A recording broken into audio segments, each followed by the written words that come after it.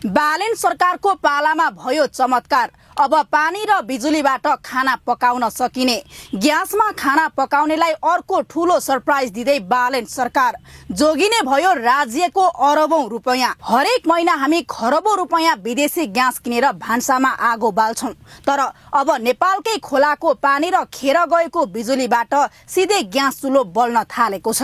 यो कुनै हावादारी गफ होइन, नेपालमै भएको एउटा ऐतिहासिक वैज्ञानिक चमत्कार हो जसले देशको अर्थतन्त्रको काँचुली फेर्न सक्छ।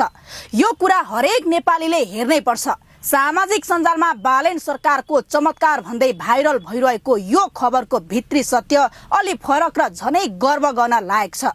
यो कुनै राजनीतिक जादु होइन, हाम्रै वैज्ञानिक र अनुसन्धानकर्ताहरूको वर्षौंको मौन तपस्याको नतिजा हो। बागलुङको बडीघाट गाउँपालिका स्थित गिरिङदी खोला लघु जलविद्युत आयोजनामा राति खेर गइरहेको बिजुलीलाई प्रयोग गरेर पानीबाट ग्रीन हाइड्रोजन निकालिएको छ र त्यसबाट सफलतापूर्वक भान्सामा खाना पाकेको छ।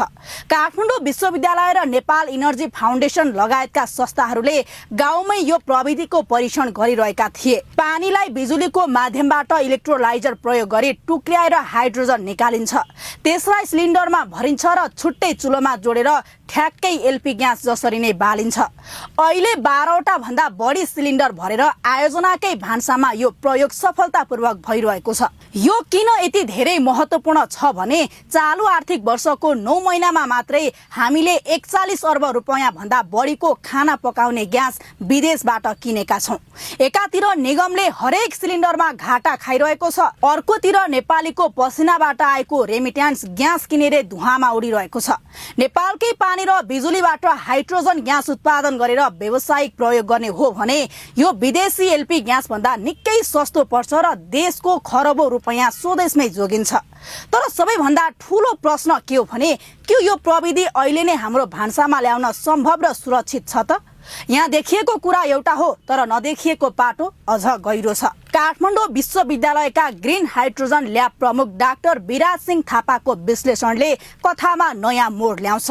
उनी भन्छन् हाइड्रोजन अत्यन्तै प्रज्वलनशील र तातो ग्यास हो।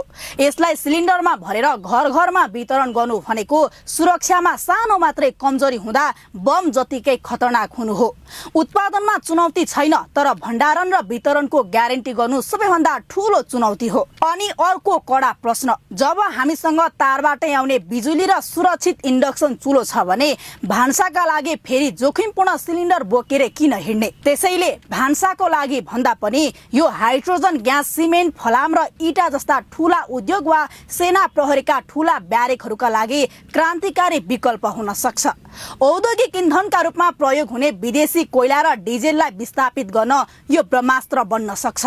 यही बेला सरकारले पनि ऊर्जा खपत वृद्धि तथा निर्यात रणनीति 2083 ल्याएर 2092-93 सम्ममा एलपी ग्यासको अनुदान पूर्ण रूपमा खारेज गरी विद्युतीय चुलोमा अनुदान दिने घोषणा गरिसकेको छ। पेट्रोल पम्पहरूमा चार्जिङ स्टेसन बनाउनेदेखि विद्युतीय सवारी र इन्डक्सनलाई प्रवर्धन गर्ने राज्यको लक्ष्य छ। अब देशको बाटो स्पष्ट छ, प्रविधिले काम गर्छ भनेर हाम्रा वैज्ञानिकले प्रमाणित गरिसके। अब पालो सरकारको हो। स्पष्ट कानून, कडा सुरक्षा मापदण्ड र प्राथमिकता तोकेर हाइड्रोजनलाई कुन क्षेत्रमा प्रयोग गर्ने भन्ने नीति राज्यले तुरुन्तै ल्याउनु पर्छ। पानी र बिजुली बेचेर धनी हुने सपना हामीले धेरै देख्यौं, तर अब त्यो पानी र बिजुली आफ्नै देशको इन्धन बनाएर आत्मनिर्भर बन्ने समय आएको छ।